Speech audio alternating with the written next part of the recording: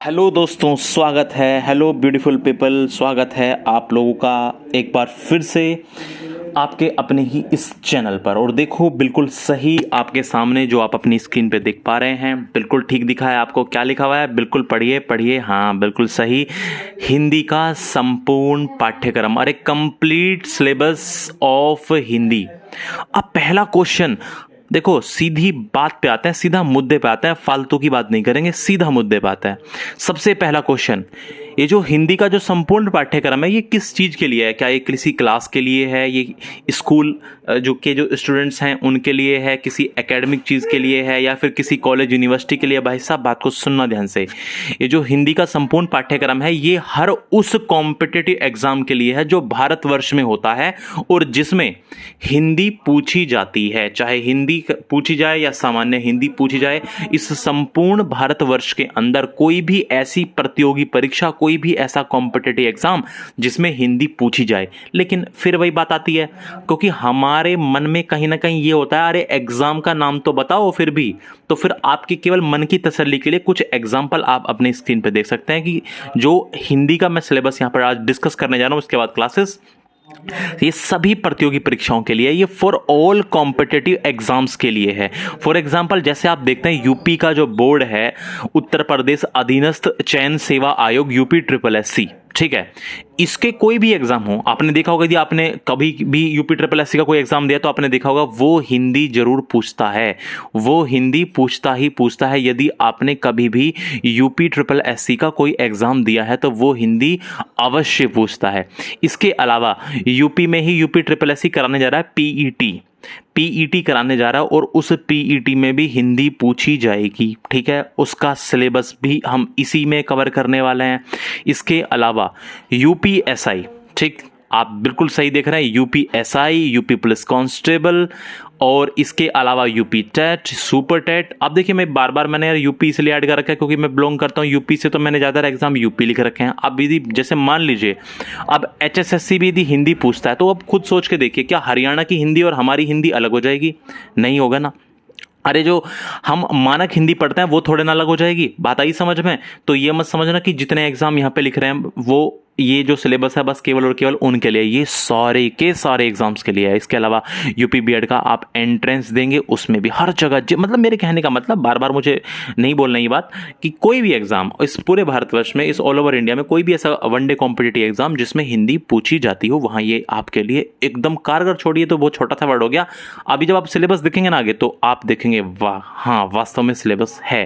तो चलिए शुरू करें अपनी बात पे। देखिए सबसे पहले जो आपको कराई जाएगी इसमें चीजें, वो किस हिसाब से हैं, क्या क्या पैटर्न है, उस पर हम आगे आते हैं। देखिए सबसे पहले देखिए भाषा का परिचय। देखिए आप लोग ऑलरेडी जानते हैं, जो हिंदी है वो कोई सब्जेक्ट नहीं है, कोई विषय नहीं है। जैसे गणित है, वो गणित, वो मैथ्स नहीं है, वो फिजिक्स नहीं है, वो केमिस्ट्री नहीं है, वो हिस्ट्री नहीं है, वो ज्योग्राफी नहीं है। ये है एक भाषा। ये क्या है? एक लैंग्वेज है। ये है एक भाषा। अब जब हिंदी चूंकि एक भाषा है, तो सबसे पहले हमें क्या समझना पड़ेगा? सबसे पहले हमें यही जानना पड़ेगा, आखिर लैंग्वेज होती क्या है।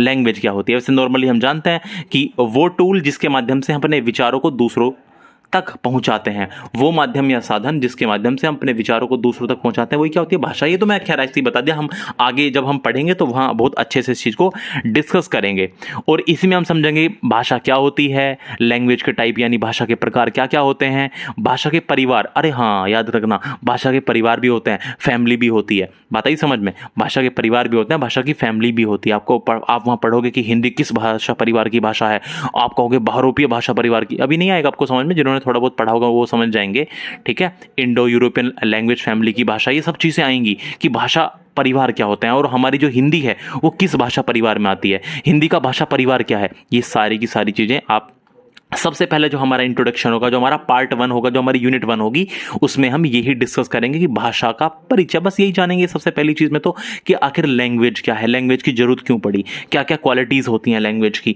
ये सब चीजें हम सबसे पहली क्लास में डिस्कस करेंगे, ठीक है। ये हमारा होगा पार्ट 1 भाग 1 कह ली, यूनिट 1 कह लीजिए। अच्छा, एक और चीज है, देखिए यहां पर आपको हिंदी पढ़ने के 2 फायदे होंगे।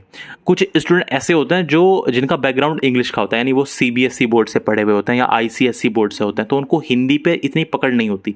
तो आपको एक बहुत अच्छा फायदा ये होने वाला है कि जब मैं आपको यहाँ पे हिंदी कराऊंगा तो यदि मैं संज्ञा कह रहा हूँ तो मैं आपको उसको नाउन भी कहूँगा।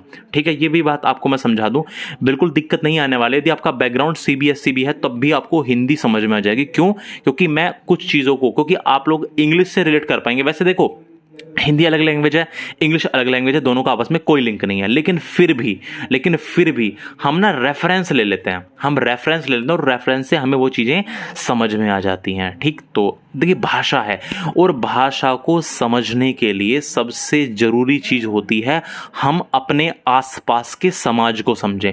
भाषा पर जो सबसे बड़ा इफेक्ट पड़ता है वो हमारे समाज का पड़ता है, क्योंकि हम जिस समाज में रहते हैं वो समाज वहाँ कैसी भाषा बोल रहा है। हमारी भाषा का डेवलपमेंट जानते हैं किस पे डिपेंड करता है? हमारी भाषा का विकास करता है, हमारी भाषा का विकास निर्भर करता है किस चीज़ पर? जिस समाज में हम रह रहे हैं। देखिए, बोलने का गुण तो व्यक्ति में जन्मजात होता है, बोलना तो वो जन्मजात, बोलने के गुण को तो वो जन्मजात लेके आता है, ठीक है, बोलने की क्वालिटी। लेकिन बोलना क्या है, ये उसको कौन सिखाता है? ये उनको सिखाती है ये सोसाइटी, ये समाज उसको सिखाता है। तो भाषा का जो डेवलपमेंट होता है वो समाज में रह के होता है।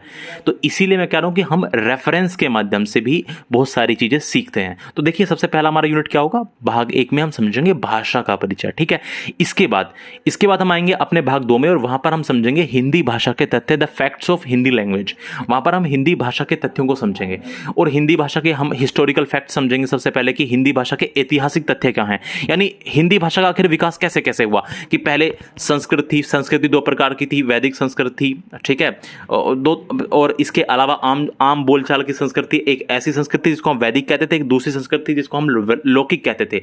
वैदिक संस्कृत और लौकिक संस्कृत, अभी इन पे मत जाना, अरे भाई समझोगे ना, एक एक चीजें क्लियर होती चली जाएंगी। तो इतिहास क्या था हिंदी का? पहले संस्कृत थी, संस्कृत के बाद पाली थी, पाली के बाद प्राकृत के बाद अपभ्रंश और अवहट से होते हुए प्राचीन हिंदी बनी। ये सब सारी की सारी चीजें हम सीखेंगे। ये इतिहास क्या है, पूरे इतिहास को, हिंदी भाषा के इतिहास को जानेंगे। अब देखो यहाँ पे लिखा भी हुआ है ऑलरेडी, आप देख सकते हैं कि अपभ्रंश से, अरे क्या लिखा है देखो ध्यान से, अपभ्रंश से आधुनिक भारतीय भाषाओं का विकास। और इसी में आप समझेंगे हिंदी शब्द की व्युत्पत्ति कैसे हुई, कि भाई ईरानी आए, उन लोगों ने सिंधु के नाम पे सैको है कहा, दै को धै और धै को दै कहा। ये सब चीज़ें आएंगी, समझ जाओगे आपकी सिंधु के नाम पे ही हिंदू पड़ा, ये सब चीज़ें आपके आगे आएंगी। ये सब चीज़ें आप इसमें समझने वाला है। हिंदी भाषा के भौगोलिक तथ्य, कि हिंदी भाषा जो है वो आखिर बोली कहाँ कहाँ जाती है, किस किस जगह बोली जाती है हिंदी भाषा। जोग्राफिकल एरिया वो क्या है जहाँ पर ये हिंदी भाषा बोली जाती है। हिंदी की उपभाषाएं क्या हैं, हिंदी की बोलियाँ क्या हैं, ठीक है, हिंदी की उपभाषाएं क्या हैं, बोलियां क्या होती है, बोली क्या होती है, उपभाषा क्या होती है, भाषा क्या होती है, फर्क क्या है तीनों में, ये सब चीज समझेंगे।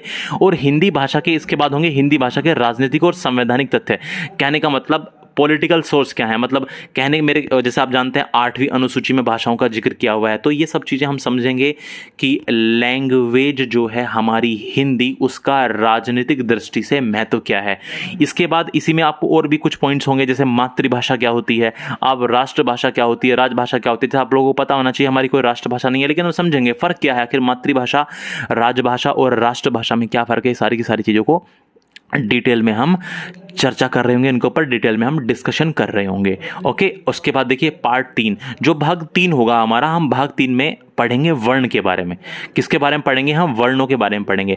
वर्णों में हम सबसे पहले पढ़ेंगे स्वर और उनके प्रकार, व्यंजन और उनके प्रकार, हिंदी के अन्य वर्ण, इनके अलावा स्वर और व्यंजन के अलावा हिंदी के अन्य वर्ण कौन कौन से होते हैं वो उनके बारे में समझेंगे। मात्राओं और वर्णों की गणना करना, देखिए मात्राओं को गिनना, वर्णों को गिनना, ये सारी की सारी चीजें हम सीखेंगे। व्यंजनों को स्वर रहित लिखने का नियम, क्योंकि यदि मान लो आपको कोई व्यंजन लिखना है और उसको स्वर रहित लिखना है तो उसका नियम क्या है। आपको मान लो कोई भी व्यंजन लिखना है, उसको स्वर रहित लिखने के नियम क्या क्या होते हैं, ये सारी की सारी चीजें हम सीखने वाले हैं। शब्दकोश, यानी जो डिक्शनरी देखता है ना, जैसे इंग्लिश की डिक्शनरी तो हर कोई देख लेता है, लेकिन हिंदी की जो शब्दकोश है उसको देखना, उसका क्रम क्या होता है, ये सारी की सारी चीजें हम समझने वाले हैं। तो अगला जो हमारे इसमें, इसी में मतलब हमारा वर्णों में हमारा टॉपिक होगा शब्दकोश व साहित्यिक कोश के आधार पर वर्णों का क्रम, और फिर बाद में वर्तनी, यानी देखिए त्रुटियां आती हैं, आपने देखा होगा एग्जाम्स जब होते हैं, जो कॉम्पिटिटिव एग्जाम होते हैं, जो प्रतियोगी परीक्षा होती है, उनमें वर्तनी, यानी इस इंग्लिश में कहते हैं इसको स्पेलिंग टेस्ट। जैसे आपने यदि कोई ऐसा एग्जाम दिया हो, एसएससी का कोई एग्जाम दिया हो जिसमें इंग्लिश आती है, तो वहां पर स्पेलिंग टेस्ट आता है, ठीक है, ये 4 स्पेलिंग दे देगा, उनमें किसी न किसी में गड़बड़ होगी तो आपको एक ऑप्शन छांटना होता है। जैसा भी वो इंस्ट्रक्शन देता है कि या तो वो एकदम सही स्पेलिंग को आपसे छटवाएगा या फिर गलत को। तो इसी तरह से यहाँ पर वर्तनी है, और वर्तनी में आपको ये समझना होता है कि कौन सा जो शब्द है वो किस तरह से शुद्ध लिखा जाता है। कई बार हमें बहुत ही माइनर सा डिफरेंस होता है, बहुत ही छोटा सा अंतर होता है दो शब्द शब्दों के बीच में, लेकिन हम जो है उसको गलत इंटरप्रेट कर लेते हैं या हम उसको गलत समझ लेते हैं। तो ये सारी की सारी चीज़ें आपकी क्लियर होंगी, किसमें, वर्तनी में होंगी। ठीक है, कोई टेंशन वाली बात नहीं है। इसके बाद जो भाग 4 होगा, जो 4th यूनिट हमारी इसमें आगे आएगी, वो होगी संधि। बिल्कुल जी, संधि को इंग्लिश में कहते हैं ज्वाइनिंग, जहां पर आप शब्दों को जोड़ते हैं। इसमें हम समझेंगे संधि शब्द की विवेचना। पहले संधि शब्द को ही समझेंगे, आखिर संधि का मतलब क्या है, संधि की परिभाषा का वर्णन करेंगे। उसके बाद संधि के प्रकार जो होते हैं, आप लोग ऑलरेडी यदि आपने हिंदी पढ़ी है तो स्वर संधि है, व्यंजन संधि है, विसर्ग संधि है। ठीक है, तो स्वर संधि, इसके नियम, व्यंजन संधि और इसके नियम, इसके प्रकार, टाइप क्या होता है, विद एग्जांपल्स, उदाहरण सहित। ठीक है, और विसर्ग संधि और इसके नियम क्या क्या होते हैं, उसके प्रकार, और इसके अलावा संधि के जितने भी अपवाद होते हैं, जितने भी संधि के अपवाद होंगे वो हम पार्ट 4 में जब हम पढ़ेंगे संधि, वहां पर हम इस सब चीज की चर्चा कर रहे होंगे। पूरा कंप्लीट सिलेबस आपके सामने यहीं पर भी डिस्कस करने वाला हूं। आगे समझिए, देखिए इसके बाद जो आगे की चीजें हैं वहां पर आप आ जाएंगे, वर्ण के बाद आ जाएंगे आप शब्द पर। देखिए शब्द टॉपिक में जो हमारा यूनिट नंबर 5 होगी वो क्या होगी, शब्द, जो हमारा भाग नंबर 5 होगा। इसमें आप पढ़ेंगे शब्दों के प्रकार क्या क्या होते हैं, तत्सम क्या है, तद्भव क्या है, देशित क्या है, विदेशी क्या है, संकर यानी मिश्रित क्या है, रूढ़, यौगिक, योगरूढ़ क्या होते हैं, सार्थक और निरर्थक शब्द क्या है, पर्यायवाची, विलोम, एकार्थी, अनेकार्थी, ये सब चीजें क्या हैं। अनेक शब्दों के लिए एक शब्द, युग्म शब्द, शब्दों के विकार, विकार दो तरह के होते हैं, विकारी और अविकारी। ठीक है, विकार की इकाइयां और लिंग, वचन, काल, कारक। तो ये सारी की सारी चीजें आप समझने वाले हैं, सारी की सारी चीजों को आपको एकदम हम अच्छे से इन सब चीजों का डिस्कस करेंगे। और फिर एक एक विकारी शब्द को लेंगे। जैसे आप जानते हैं सबसे पहला विकारी शब्द संज्ञा होगा। संज्ञा के उसके अपने अपने टाइप्स होते हैं। ठीक है, मेनली 3 होते हैं, वैसे 5 होते हैं। व्यक्तिवाचक संज्ञा, जातिवाचक संज्ञा, समूहवाचक संज्ञा, द्रव्यवाचक संज्ञा, भाववाचक संज्ञा। उसके बाद हमारा टॉपिक होगा सर्वनाम, सर्वनाम में, और इसमें बहुत सारे एग्जांपल होंगे, बहुत सारी चीजें हैं इनमें समझने के लिए। ऐसा नहीं है बस इनकी डेफिनेशन बता के, बहुत सारी चीजें भाई इनके अंदर समझने वाली। पुरुषवाचक सर्वनाम, निश्चयवाचक सर्वनाम, अनिश्चयवाचक सर्वनाम, प्रश्नवाचक, संबंधवाचक, निजवाचक, ये सारी की सारी चीजें चल रही होंगी। इसके बाद भाग नंबर 8 में आप देखेंगे विशेषण। विशेषण में आप जानते हैं विशेष्य, विशेषक, प्रविशेषण, सबसे पहले इनकी चर्चा होगी। उसके बाद उसके टाइप्स होंगे इनके, गुणवाचक विशेषण, संख्यावाचक विशेषण, परिमाणवाचक विशेषण, संकेतवाचक या सार्वनामिक विशेषण, व्यक्तिवाचक विशेषण, विशेषणों की अवस्थाएं, उद्देश्य विशेषण, विधेय विशेषण, ये सारी की सारी चीजों का हम डिस्कशन कर रहे होंगे, इन सब पर हम चर्चा कर रहे होंगे। भाग नंबर 9 क्रिया। अरे भाग नंबर 9 क्या, क्रिया। क्रिया की संरचना बहुत इंपॉर्टेंट है, बहुत ज्यादा इंपॉर्टेंट ये भाग होने वाला है। क्रिया की संरचना, कर्म के आधार पर क्रिया के क्या क्या प्रकार होते हैं, प्रयोग या संरचना के आधार पर क्रिया के क्या प्रकार होते हैं, काल के आधार पर क्रिया के क्या क्या भेद होते हैं, अकर्मक क्रिया, सकर्मक क्रिया, सामान्य क्रिया, संयुक्त क्रिया, पूर्वकालिक क्रिया क्या है, प्रेरणार्थक क्रिया क्या है, नाम धातु क्रिया क्या है, कृदंत क्रिया क्या है, सहायक क्रिया, सजातीय क्रिया, क्रियार्थक क्रिया, ये सारी की सारी चीजें आप बहुत अच्छे से समझ रहे होंगे। ठीक है, इसके बाद भाग नंबर 10 में क्या होगा, देखिए थोड़ा मैं जल्दी इसलिए कर रहा हूं क्योंकि ये चीज आपके सामने, आप यदि चाहते हैं सिलेबस नोट कर सकते हैं, वरना नहीं करना तो आप ऐसे भी याद कर सकते हैं कि आपको पढ़ना क्या क्या है। पहले मैं ये पता होना चाहिए कोई भी चीज करने से पहले क्या क्या हमें पढ़ना क्या है। ठीक है, उसके बाद होगा क्रिया विशेषण। इसके बाद आपके यहां से अविकारी शुरू हो जाएंगे, यानी कालवाचक क्रिया विशेषण क्या है, स्थानवाचक क्रिया विशेषण, परिमाणवाचक क्रिया विशेषण, रीतिवाचक क्रिया विशेषण, और विशेषण और क्रिया विशेषण में क्या अंतर है। यदि मान लो आपको 2 उदाहरण दे दिए जाएं, 2 वाक्य दे दिए जाएं और उनमें आपको क्रिया, आपको उसमें छांटना पड़े विशेषण और क्रिया विशेषण, तो आप कैसे उसका भेद कर पाएंगे। इसके बाद भाग हमारा 11 होगा संबंध बोधक अव्यय। इसमें हम संबंध बोधक अवयव के भेद पढ़ेंगे और उसके बाद हम संबंध बोधक अव्यय और क्रिया विशेषण में क्या डिफरेंस होता है, क्या अंतर होता है, ये चीज जान रहे होंगे। ठीक है, चलिए इसके बाद आप देखेंगे भाग 12 होगा हमारा समुच्चय बोधक अवयव, समानाधिकरण समुच्चय बोधक और व्यधिकरण समुच्चय बोधक, ये 2 टाइप हैं होते हैं इसमें। और भी बहुत सारी चीजें, ये मत समझना कि जो चीजें यहाँ पर आपको केवल इतनी लिखी हुई हैं केवल बस वही होंगी ना। और जब आप पढ़ेंगे तो आपको शुरुआत की कुछ क्लासेस से ही आपको पता चल जाएगा कि हम कितना डीप चीजों को करने वाले हैं। देखिए यार, एक बार चीजें पढ़ लो, उसके बाद फिर आप कोई भी एग्जाम देना, चाहे आप यूपी पुलिस कांस्टेबल का दो, चाहे कोई भी ऐसा एग्जाम दो जो ग्रेजुएट लेवल से है, पोस्ट ग्रेजुएट लेवल से है और उसमें हिंदी आती है, कोई भी एग्जाम दो, एक बार हम सही से पूरा कर लेंगे, उसके बाद आपको केवल और केवल रिवीजन की जरूरत होगी, कभी भी वापस से आपको करने की जरूरत नहीं पड़ेगी। इस लेवल पे हम चीजों को करके चलेंगे, कोई चीज छोड़ने नहीं वाला है। ठीक है, ये बात ध्यान रखिएगा। विस्मयादिबोधक अव्यय, इसके बाद पार्ट 13 होगा हमारा, इसमें विस्मयादिबोधक अव्यय पढ़ेंगे। उसके बाद निपात, ठीक है, निपातों पर हम डिस्कशन करेंगे काफी अच्छे से। और काल, भाग हमारा 15 होगा काल। इसमें काल के प्रकार क्या हैं आप जानते हैं, तो भूतकाल, वर्तमान, भविष्य, तो ये सब, ये तो नॉर्मल सी बातें हैं, ये तो बड़ी ही आसान सी बातें, ये सब आप लोग ऑलरेडी जानते हैं। भूतकाल के भेद क्या हैं, वर्तमान काल के भेद क्या क्या होंगे और उनके एग्जाम्पल सहित, उनके उदाहरण सहित सारी चीज़ों को समझेंगे। भविष्य काल के भेद क्या हैं और काल के आधार पर क्रियाओं के क्या क्या भेद होते हैं, ये हमारा भाग 15 में हम इन सब चीज़ों पर चर्चा करेंगे। इसके बाद भाग 16 होगा हमारा कारक। तो आप जानते हैं कर्ता, कर्म, कर्ण, संप्रदान, अपादान, संबंध, अधिकरण, संबोधन, ये आप लोग ऑलरेडी जानते हैं। इसमें मुझे ज़्यादा कुछ डिस्कस करने की जरूरत नहीं है, ये बात आप ऑलरेडी जानते हैं। तो ये सारी की सारी चीज़ें बहुत डिटेल से हम वहाँ पर एकदम विस्तार से हम वहाँ पर इन सब चीज़ों की चर्चा करने वाले हैं। भाग 17 में हम पढ़ने वाले हैं क्या, वाक्यों के प्रकार, पदबंध क्या होता है, ठीक है, प्रयोग और संरचना के आधार पर वाक्यों के भेद क्या होते हैं, सरल वाक्य क्या है, संयुक्त वाक्य क्या है, मिश्रित वाक्य क्या होते हैं, उपवाक्य क्या है, अर्थ के आधार पर वाक्यों के क्या भेद होते हैं, वाक्य रचना में कारकों का के अनुसार उनका पदक्रम क्या होता है, वाक्य रचना में कारकों के अनुसार, यानी कहने का मतलब देखिए एक वाक्य में बहुत सारे कारकों का यूज होता है, तो उन कारकों का नंबरिंग क्या होगी, कौन सा कारक पहले आएगा, कि कर्ता कारक को सबसे पहले रखना है, कर्ण कारक को पहले रखना है, ये क्रम क्या होगा, ये सारी चीजें हम समझेंगे। एक वाक्य के अंदर देखिए ये चीज पता कहाँ काम आती है, जब वाक्य शुद्धि में काम आती है। जब वाक्य शुद्धि का आता है ना प्रश्न परीक्षा में, तो वहां पर हम कंफ्यूज हो जाते हैं। यदि ये चीजें हमें आएंगी तो वाक्य शुद्धि भी हमारी बहुत मजबूत हो जाएगी। क्रियाओं के आधार पर वाक्य के भेद क्या होते हैं, देखिए क्रियाओं के आधार पर वाक्य के जो भेद होते हैं उन्हीं को वाच्य भी कहते हैं। तो वाच्य पढ़ेंगे, इसमें कृतवाच्य है, क्रमवाच्य है, भाववाच्य, ये सब चीजें हम बहुत अच्छे से समझने वाले हैं। नेक्स्ट है हमारा जो भाग 18 है, भाग 18 में हम पढ़ेंगे हिंदी में, जो हिंदी में बहुत ज़्यादा फेमस है विराम चिन्ह। हिंदी में जो प्रचलित प्रमुख विराम चिन्ह है, देखिए कई बार आपने देखा होगा बहुत सारे एग्जाम्स ऐसे हैं, बहुत सारे कि मैंने तो कई बार देखा है कि आपको विराम चिन्ह दे देगा और 4 ऑप्शन देगा कि इस विराम चिन्ह का नाम क्या है, ठीक है, अल्प विराम है, पूर्ण विराम है, ठीक है, ये सब चीज़ें आपसे पूछने वाला है। तो हिंदी में जितने भी प्रचलित प्रमुख विराम चिन्ह हैं उनका हम डिस्कशन भाग 18 में करेंगे। उसके बाद उपसर्ग और प्रत्यय, बहुत अच्छा टॉपिक है, आपने ऑलरेडी जानते हो कि इसको इसी को इंग्लिश में प्रीफिक्स और सफिक्स कहते हैं। संस्कृत के उपसर्ग क्या क्या होते हैं, हिंदी के उपसर्ग क्या हैं, अरबी फारसी के उपसर्ग क्या हैं, अंग्रेजी के उपसर्ग क्या हैं, और उपसर्गों के समान प्रयुक्त होने वाले संस्कृत के अव्यय कौन कौन से हैं। कुछ संस्कृत के अव्यय होते हैं जो उपसर्गों की तरह यूज होते हैं। संस्कृत के कृत प्रत्यय क्या है, हिंदी के तद्धित प्रत्यय क्या है, और तत्सम प्रत्यय, तद्भव प्रत्यय, देशज प्रत्यय और विदेशी प्रत्यय, इन सब चीजों के डिस्कशन हम करेंगे भाग 19 में। किस टॉपिक के अंतर्गत, उपसर्ग और प्रत्यय के अंतर्गत, ठीक है। चलिए समास, भाग 20 क्या होगा, समास। समास के टाइप आप ऑलरेडी जानते भी हैं, ठीक है। समास को बहुत डिटेल से हम बहुत विस्तार से इसकी चर्चा करने वाले हैं। अव्ययीभाव समास है, तत्पुरुष समास, कर्मधारय है, द्विगु, द्वंद्व, बहुव्रीहि, और भी इसके अलावा आप देख सकते हैं। आप इसके अलावा भी आप पाएंगे कि आप जब से तत्पुरुष पढ़ेंगे तो इसी के अंदर बहुत सारे भेद आपको देखने को मिल जाएंगे। तो ये सारी की सारी चीजें हम डिस्कशन करने वाले हैं। अब ये टॉपिक देखो ध्यान से, ये वाला टॉपिक बहुत ध्यान से देखना। ये वाला टॉपिक जो मैं अभी आपके सामने एक बॉक्स के अंदर करने वाला हूं, इस टॉपिक को देखना। देखिए ये हिंदी का एक ऐसा टॉपिक है जिसको मतलब एक अलग ही दर्जे का टॉपिक है, और ये टॉपिक आपसे तभी आएगा जब आप इतने भाग 20 तक इतनी सारी चीजें आप पढ़ चुके होंगे, तभी ये टॉपिक आपको समझ में भी आएगा। वाक्य शुद्धि, बिल्कुल सही। देखिए वाक्य शुद्धि जो होता है ना, वो हिंदी का बहुत ही एक कठिन टॉपिक हो सकता है आप लोगों को आसान लगता है, लेकिन ये इतना आसान नहीं होता है, क्योंकि इसके लिए हमें ना बहुत सारी बारीकियों को समझने की एकदम हमें तकनीकी तरीके से, एकदम टेक्निकल तरीके से हमें चीज़ों को समझना पड़ता है, तभी वाक्य शुद्धि में ना हम पारंगत हो पाते हैं। ये बात पे ध्यान रखना। तो वाक्य शुद्धि एक बहुत ही बेहतरीन टॉपिक है समझने के दृष्टिकोण से, बहुत बेहतरीन टॉपिक है। इसके बाद आप लोगों ने देखा होगा पीटी में आने वाला है अपठित गद्यांश। तो इस अपठित गद्यांश के ऊपर हम बहुत सारे, देखिए अपठित गद्यांश को किस तरह से टैकल करना है।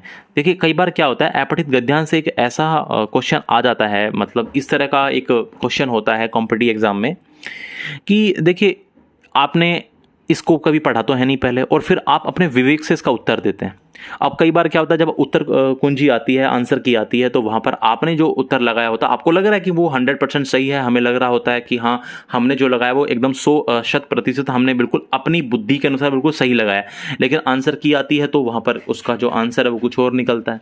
तो अपठित गद्यांश कि हम इतनी प्रैक्टिस करेंगे कि जिससे कि हम चीज़ों को समझ पाएं, एक अंडरस्टैंडिंग हमारी बन जाए, ठीक है, बहुत अच्छे लेवल पे हमारी एक समझ बन जाए। तो अपठित गद्यांश होगा हमारे भाग 22 में। इसके अलावा भाग 23 है। अब ये काव्य का थोड़ा पार्ट है जिसमें रस के अवयव हैं, स्थायी भाव होते हैं, विभाव, अनुभाव, संचारी भाव, रस के प्रकार, श्रृंगार रस, हास्य, वीर रस, करुण रस, रौद्र रस, भयानक रस, विभत्स रस, अद्भुत, शांत, वत्सल, भक्ति, और भी इसके अलावा चैप्टर और भी हैं बहुत सारे, यही नहीं है, और भी बहुत सारे, तो मैंने मेन यहाँ पे लिखे हैं, और भी बहुत सारे हैं। इन सब चीज़ों की माफ कीजिए, इन सब चीज़ों का आगे डिस्कशन होगा। और भाग 24 में हमारा डिस्कशन होगा छंद पर। हम चर्चा कर रहे होंगे छंद पर, छंद के अंग क्या हैं, छंद के भेद क्या हैं, और इसके अलावा और भी बहुत सारी चीज़ें छंद में आपको जाननी है विद एग्जांपल्स। बहुत सारा आप यहाँ पर मात्राओं को गिनना, ये सारी की सारी चीज़ें यहाँ पर आपके काम आने वाली हैं। इसके अलावा हमारा जो हमारा अगला टॉपिक होगा वो होगा अलंकार। अलंकार में आप देखेंगे अलंकार के प्रकार और शब्द अलंकार, यानी जैसे अनुप्रास, यमक, श्लेष, वक्रोक्ति, विप्सा और अर्थालंकार, उपमा, उत्प्रेक्षा, संदेह, प्रतीप, अनन्वय, दृष्टांत, विरोधाभास, विभावना, व्यतिरेक और एटसेट्रा। और भी बहुत सारे होते हैं इसमें, बहुत सारे आपको देखने को मिलेंगे इसमें भी केवल इतने ही नहीं, और भी बहुत सारे।